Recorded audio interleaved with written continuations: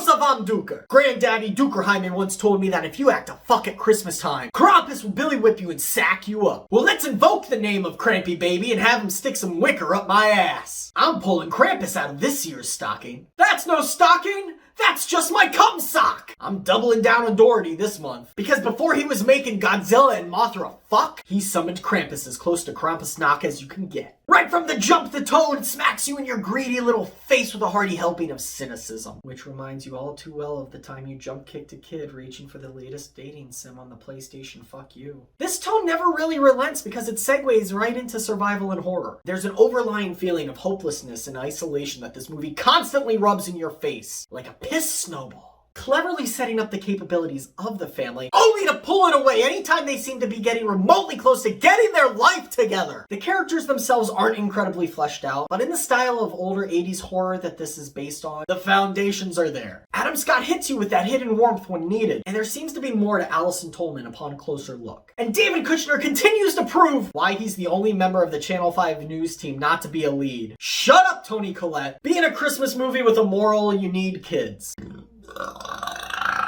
And this movie delivers them to hell. Good. Fuck off, little baby. Go with the Krampus Jawas. Thankfully, they never outclever the adult or any holly jolly hogwash like that. Speaking of Krampus, he emerges from the chimney with care to lay waste to Grandma, because she was still there. Saint Nick's shadow is of course the highlight. The imposing presence is felt throughout the movie that he barely shows up in, and that's a positive. When you see him, you know it's on. His intro to the movie throws expectations right out the window. You look at this ho-ho hulking hellbeast and think you're gonna get some lumbering monster. Nope! He sprints across houses like Krampus the Hedgehog, and into our hearts. There's a mysterious aura surrounding Krampus that isn't fully explored, and it really helps maintaining his mystique. This is the Krampus. This is the look. But you can't do a survival horror movie where the big bad only shows up 3 times in an hour and a half and keep it going. And that's where the Krampus crew comes in. Unlike my Duke troop, they're all immaculately designed. Well, we could probably eat more Chipotle. The vor in the box to the Krampus Jawas. Listen, I know they're elves, okay? Can I just...